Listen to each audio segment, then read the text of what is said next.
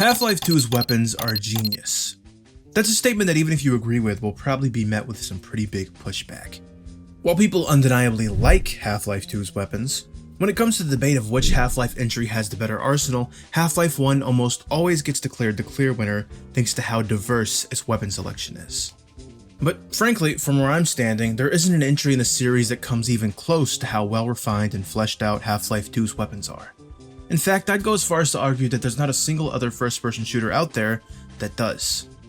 Everything about Half-Life 2's weapons is nearly perfect. The sound design, the way guns are held, the moment that the game introduces them to you.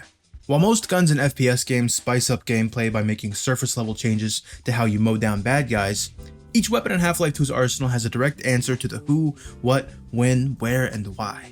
If the game gives you a weapon, it's probably because you're supposed to be using it. But how on earth did Valve even accomplish what they did? How is it possible to create such an intricate, refined arsenal of weapons that all bounce off each other in such a perfect way? Well, as far as my genius mind can tell, it's because almost every weapon in Half-Life 2 got three things right.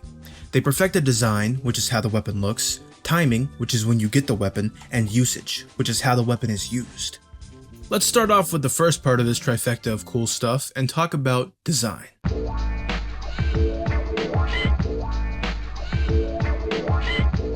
The thing with weapons in FPS games is that beyond just performing well, they have to look good too.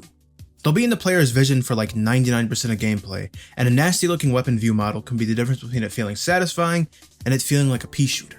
Most FPS games stick to a standard, which is a set of design principles that you really shouldn't deviate from. Half-Life 2 came out at a time where these design principles weren't even really established yet, and as a result we got some of the most unique looking guns in an FPS game ever. The way Half-Life 2's weapons are designed sort of reflects the actual game itself.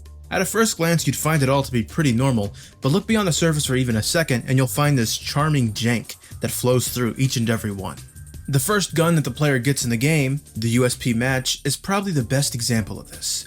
Everything about it is the opposite of what a pistol would look like in just about any other FPS game.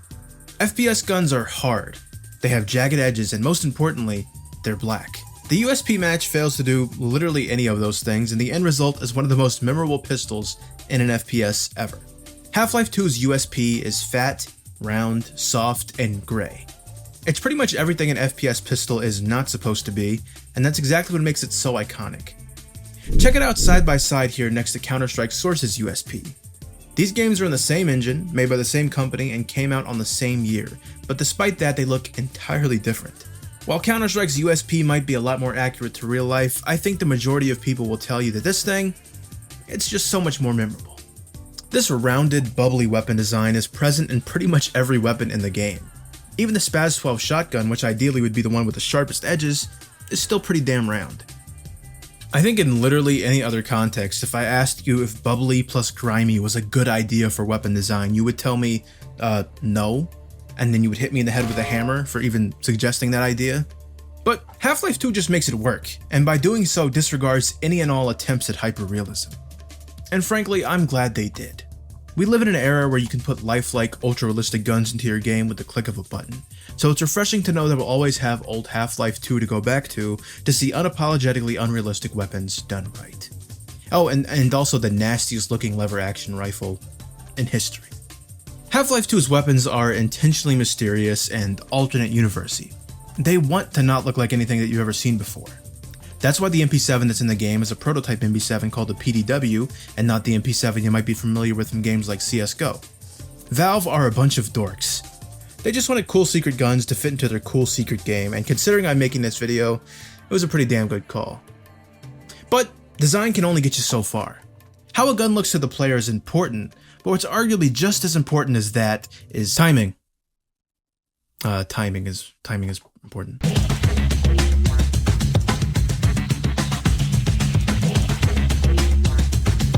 Timing is everything. A piano player in a concert. Me playing Rhythm Heaven in church. Perhaps even more important than the weapons being delivered in an FPS game is the time that the weapons are delivered to you. And if you couldn't already guess, Half-Life 2 got the timing down pretty damn well. Take the SMG for example, which is given to you pretty much the second things start to get too hairy in the canals. Or the revolver, which is given to the player at exactly the right time to put holes in the heads of these annoying ass Metro cops that walk into this little room. Owned. It even plays with your preconceived notions about FPS games a bit. You go through a pretty large chunk of the game without the shotgun, which some might see as a sin, but as soon as the player is presented with a large number of zombies, human Cookie Monster shows up and he goes, "Hey, you take this cool ass shotgun, brother." And then you blast away like 90 zombies with the awesome ass alt fire. It doesn't even make any sense. Maybe the coolest introduction to a weapon in a video game ever, but it doesn't rely on flashy inspect animations or super over stylized reloads. It relies on timing. Not only does this weapon timing thing Valve has going on lend itself very well to Half-Life 2 constantly changing up gameplay, it also serves as a built-in tutorial for the weapon. Instead of locking you in a room and painstakingly explaining how a gun works, they give you the gun, and then they nudge you in the right direction in a way that still makes you feel like a smart guy.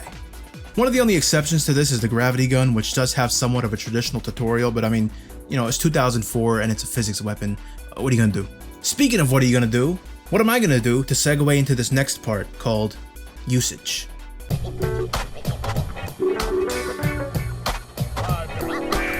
What good are well-timed, well-designed weapons if you can't use them effectively? There are plenty of FPS games out there with much more weapons than Half-Life 2 has, but the problem is when you kind of just throw weapons at the player without thinking about it, weapons begin to start talking over one another. While I love Half-Life 1's arsenal for how wacky it gets, it pretty much has no self-awareness. Weapons exist in a vacuum, which means from an individual standpoint they're fine, but the second you try to mix them together, they don't really merge at all that well. The way Half-Life 2 approaches weapon use is different. The best way to think about Half-Life 2's arsenal is like a toolkit. Yeah, your wrench is going to be able to handle a good amount of jobs, but sooner or later you got to bring out the hammer and hammer stuff. Almost never in Half-Life 2 are you encouraged to only use one or two weapons. Like, sure, the gravity gun doesn't get much use outside of Ravenholm, but it still pretty much becomes a mainstay after you get it, and you'll find yourself using it pretty damn often. Like a tool. When it comes to making a cool set of weapons, usage is key. If you aren't given a reason to use the weapons you have, or there are too many situations where one weapon clearly outperforms the other, you probably won't use them very often, and you'll get struck with a case of one weaponitis, which, no matter how many wacky weapons you try to introduce, won't fix those flaws. What makes a game's arsenal genius is probably going to be different for everybody. A lot of people say Doom Eternal's quick swap stuff is the pinnacle of FPS weapons, but that always felt a little bit forced to me. The way Half-Life 2 perfectly nails pretty much everything about what makes a gun arsenal good, while also disguising itself as mundane, is beautiful. It's one thing to have good weapons that are loud and obvious, but it's another to have near perfect weapons that try and take a back seat to the whole experience. It's just like President Teddy Roosevelt said, "Speak softly and carry a big crowbar," or something like that.